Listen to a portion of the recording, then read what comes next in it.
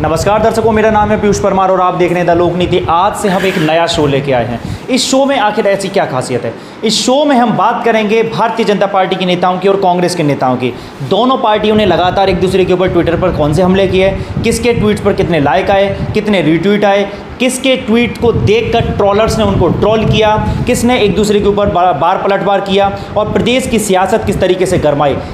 ये एक नया शो होगा और द लोकनीति इस शो को इसीलिए लेकर आ रही है जिससे कि हम पूरे प्रदेश की राजनीति को समझ सकें। तो सबसे पहले मैं बात करूंगा गरिमा श्रीवास्तव से। गरिमा जी, एमपी कांग्रेस ने आज क्या क्या किया है, कौन से मुद्दों के आधार पर शिवराज सरकार को घेरा है, बताइए। तो मध्य प्रदेश में देखा जाता है कि जो मध्य प्रदेश के कांग्रेस का जो आधिकारिक हैंडल है INC-MP और जो बीजेपी का आधिकारिक हैंडल है BJP फॉर MP, उन दोनों में लगातार ट्विटर वॉर छिड़ी रहती है। कभी मध्य प्रदेश कांग्रेस BJP को घेरे में लेती है तो कभी BJP कांग्रेस को घेरे में लेती है। तो आज घेर पाई है क्या कांग्रेस? हाँ, आज जो अभी 1 घंटे पहले कांग्रेस ने एक ट्वीट किया है जिसमें पूरा केंद्र सरकार को घेरते हुए BJP की सरकार पर सेंट्रल को लेकर निशाना साधा है। इसमें ये बात कही गई है, ये ट्वीट देखिए, जिसमें कहा गया है कि बात निकलेगी तो फिर दूर तलक जाएगी, बात निकलेगी तो फिर दूर तलक जाएगी, जनता की आवाज़ मोदी को घर बैठाएगी।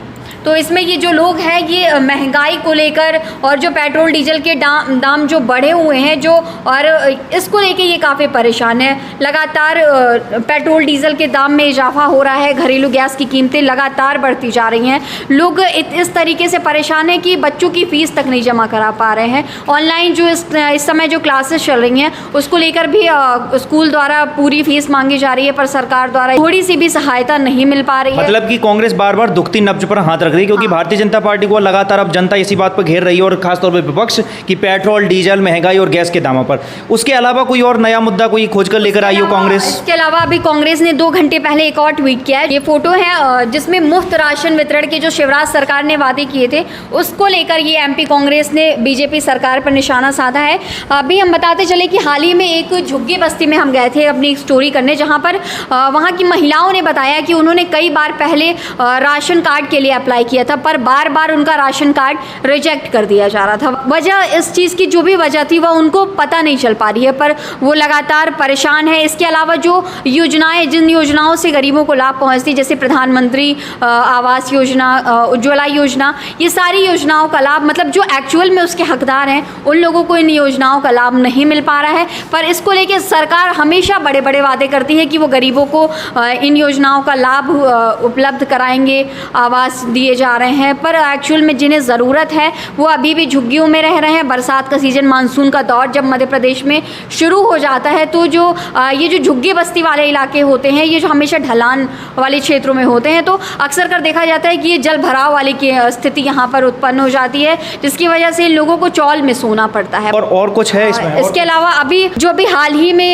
यहाँ पे गंज बासौदा विदिशा में जो एक दुर्घटना हुई, जहाँ पर कुएं की ज़मीन खिसक जाने की वजह से 11 लोगों की मौत हो गई। इसको लेकर शिवराज सरकार ने यह बात कही थी कि जिन लोगों की मौत हुई है, जो मृतक हैं, उनके परिजनों को 5-5 लाख रुपए की सहायता राशि प्रदान की जाएगी। पर कुछ ही दिनों बाद हम देखेंगे कि इसके लिए जो मृतक के परिजन हैं वह बैंक के जो चेक हैं उन्हें लेकर बैंक गए थे, पर बैंक द्वारा उन चेक पर क्रॉस करके उन्हें वापस लौटा दिया गया है। अच्छा एक यहाँ पर बड़ा इंटरेस्टिंग सा ट्वीट्स मुझे दिखाई दे रहा है। यहाँ पर मोदी जी की दाढ़ी लगी हुई है, उसमें कैमरा है। इस फोटो को थोड़ा बड़ा कीजिए, इस फोटो को। ये देखिए, ये मोदी जी के ऊपर हमला है उनकी दाढ़ी को लेकर। पेगासस जासूसी का जो मामला अभी पूरे देश और दुनिया में फैल रहा है, लगातार इससे केंद्र सरकारें वो घिरी हुई हैं, तो इसमें मोदी जी की दाढ़ी जो है इसमें कैमरे दिखाई दिए हैं। अच्छा, और कोई आपको दिखाई दिया? लगातार ये जो प्रधानमंत्री नरेंद्र मोदी की जो दाढ़ी है वो लगातार चर्चा का विषय बनी रहती है। और अब हाल में स्पाईवेयर जो पेगासस वाला मुद्दा है उसको लेकर विपक्ष लगातार इस मामले को लेकर सरकार को इस वजह से घेर रही है क्योंकि ये जो पेगासस स्पाईवेयर है, इसे जो कंपनी है वो सिर्फ अधिकृत जो सरकारी कंपनीज है सिर्फ उन्हें ही बेचती है। तो कहीं ना कहीं विपक्ष इस बात पर सरकार को घेर रही है कि जब यह पेगासस जो सॉफ्टवेयर है, जो स्पाईवेयर है, वो सिर्फ सरकार को मिलता है, तो इसमें इतने ज़्यादा लोगों के मोबाइल पे जो स्पाई के जो मामले सामने आए हैं वो आखिर कैसे किए गए हैं उन लोगों को। वहीं इस मामले को लेकर राहुल गांधी ने भी ट्वीट किया था, उन्होंने कहा था कि उनका भी फ़ोन टैप किया जा रहा है। अच्छा, तो अब हम बात करते हैं कांग्रेस के तर्कस से तीरों का जवाब आखिर भारतीय जनता पार्टी ने कौन से शस्त्रों से दिया है, आइए जानते हैं। बताइए आज क्या चला बीजेपी एमपी के ट्विटर हैंडल पर और उनके नेताओं के द्वारा कौन सी टिप्पणियां की गई कांग्रेस के जवाब में देते हुए? वैसे तो आज कांग्रेस को कोई मतलब ऐसा खास पलटवार नहीं किया गया है, क्योंकि आज प्रधानमंत्री नरेंद्र मोदी की मन की बात थी, 11 बजे उन्होंने देश को संबोधित किया। तो मैक्सिमम आप ट्वीट अगर देखेंगे बीजेपी के तो मन की बात आपको यहाँ दिखेगी। जैसे कि आपको मैं दिखाना चाहूँगा, इधर ये आप देख सकते हैं ट्वीट में मतलब मन की बात का जिक्र किया गया हुआ है। आज जितने भी मतलब भाजपा के ट्वीट हुए हैं वो पूरे मन की बात पे, मतलब कांग्रेस के जितने भी आज हमले हुए हैं, चाहे दिग्विजय सिंह हो, कमलनाथ हो, जीतू पटवारी हो, आईएनसी एमपी का जो ट्विटर हैंडल हो, किसी का भी कोई भी जवाब नहीं दिया आज भाजपा ने? इतनी व्यस्त थी भाजपा? आज कोई भी जवाब नहीं दिया। आज सिर्फ प्रधानमंत्री नरेंद्र मोदी के मन की बात का ही जिक्र भाजपा के आधारित जो ट्विटर अकाउंट है उस पर किया गया है। अच्छा, आज एक बहुत बड़ी बात आ रही थी कि आज भारतीय जनता पार्टी को कोई बड़ी उच्च स्तरीय बैठक बैठने वाली थी, जिसमें शिवराज सिंह, मुरलीधर राव और तमाम बड़े नेता मौजूद होने वाले थे। उस बैठक का क्या नतीजा निकला, क्या हुआ? जो भाजपा कार्यालय में बैठक आयोजित हुई, जिसमें मुख्यमंत्री शिवराज सिंह चौहान, वी डी शर्मा और आपके पी मुरलीधर राव जो भाजपा के वरिष्ठ नेता है वो आज भोपाल आए हुए हैं, क्योंकि उपचुनाव आने वाले टाइम पे होना है, एक लोकसभा का उपचुनाव होना है। तो उसको लेकर किस तरह की रणनीति बनाना है, पूरे आज इस बैठक में चर्चा की गई इस बात लेकर। और क्योंकि नगर निगम के भी चुनाव होना है आने वाले कुछ दिनों में, तो उसको लेकर भी आज काफ़ी चर्चा की गई। तस्वीरें भी आई होंगी, तस्वीरें आई हैं क्या आज? एक तस्वीर है वी डी शर्मा और ये सब संबोधित कर रहे हैं। ये कुछ और तस्वीरें आज भाजपा कार्यालय की पूरी तस्वीरें हैं। ये शिवराज सिंह चौहान, वी डी शर्मा जी, सुहास भगत, तमाम दिग्गज नेता आज भाजपा कार्यालय में मौजूद थे। मतलब कि आज कांग्रेस ने लगातार हमले किए, लेकिन भारतीय जनता पार्टी ने आज कोई प्रतिक्रिया नहीं दी है। प्रतिक्रिया मुझे लगता है शाम के टाइम दी जाएगी, जब भारतीय जनता पार्टी पूरी बैठक कर लेगी। चलिए, अब उसके बाद हम बात करते हैं दिग्विजय सिंह के ट्विटर हैंडल पर। वे व्यक्ति जो प्रदेश के 10 साल तक मुख्यमंत्री रहे और भारतीय जनता पार्टी लगातार उनको मिस्टर बंटाधार नामक नाम से उनको संबोधित करती रही है। तो क्या चला है आज दिग्विजय सिंह के ट्विटर हैंडल पर? ओवैसी दिखाई दे रहे हैं, क्या बात है?